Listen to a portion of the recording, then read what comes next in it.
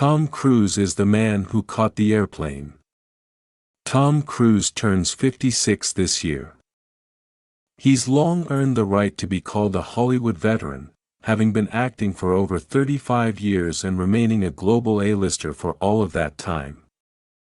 Over the years, countless of his colleagues have risen to prominence and faded into obscurity. Cruise, it seems, hasn't even changed much in appearance over the past decades. He's still as dashing as he was in Top Gun, 1986, and only the wrinkles on his forehead suggest he's a real person, not a perfect machine churning out one or two blockbusters almost every year. Trick as a trademark. Tom Cruise's filmography includes dramas, melodramas, thrillers, comedies, fantasy, and sci-fi. But he is best known as the star of top-notch action films, the kind that set the bar for other producers and directors. First and foremost, of course, is Mission: Impossible, which has been running for over 20 years. The sixth installment is scheduled to premiere at the end of July 2018. The most spectacular part of action films are the stunts. Their execution is a measure of both an actor's skill and the level of development of the entire filmmaking industry. Over 3 decades of acting in such films, Tom Cruise has developed a unique approach to preparing dangerous and exciting scenes. To retain the attention of his fans, he strives to perform incredible stunts himself, eschewing the use of stuntmen and CGI. This sets Cruise apart from most young actors today, who see themselves as action heroes solely within the context of the Marvel Cinematic Universe.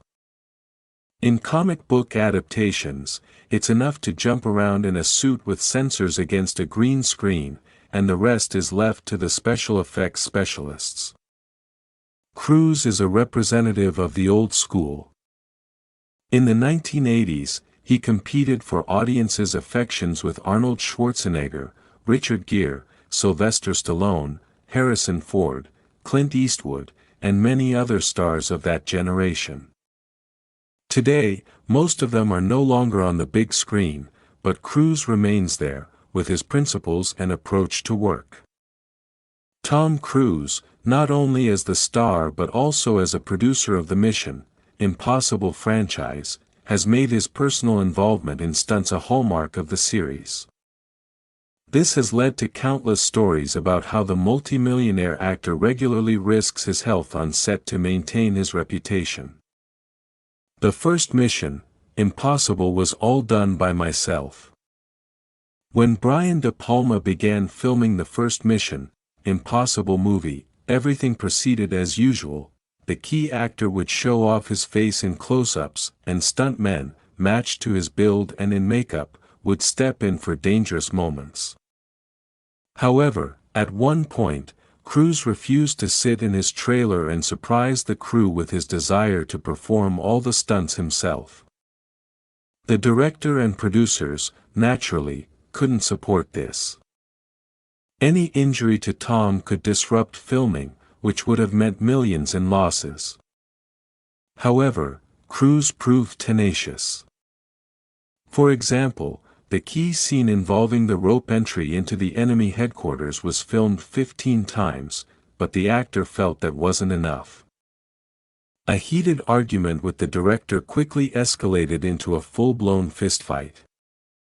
Cruise and De Palma were immediately separated, but 5 more takes were ultimately required. Tom's meticulousness and perfectionism undoubtedly made the film better. However, De Palma flatly refused to work with him again and didn't even participate in the promotional campaign for the first Mission. The second Mission is a real action movie and insurers. The second installment of the series was directed by John Woo, a true master of action. Cruise had almost no issues with him. Woo himself understands perfectly how to create good cinematic attractions. In the film, Tom climbed mountains himself and hung 600 meters above the ground. He did this with a harness, which was later removed in digital processing. During the filming of one such scene, he injured his shoulder. There were stuntmen in the second Mission: Endgame film. After all, insurance companies insisted on their participation. When it turned out that not a single insurer in the world would agree to Tom climbing mountains himself in all the scenes, the actor was forced to partially relent. No less dangerous was the scene in which Cruise's opponent swings a knife at him, the blade's tip stopping just millimeters from his open eye. To ensure the scene looked natural, Tom asked his co-star to make a truly powerful and abrupt movement. It was also crucial to avoid the risk of eye damage. To ensure this, a precisely calculated safety cable was attached to the knife handle. Conqueror of the airplanes. It's hard to imagine the season's biggest global action movie without the main character interacting with aircraft.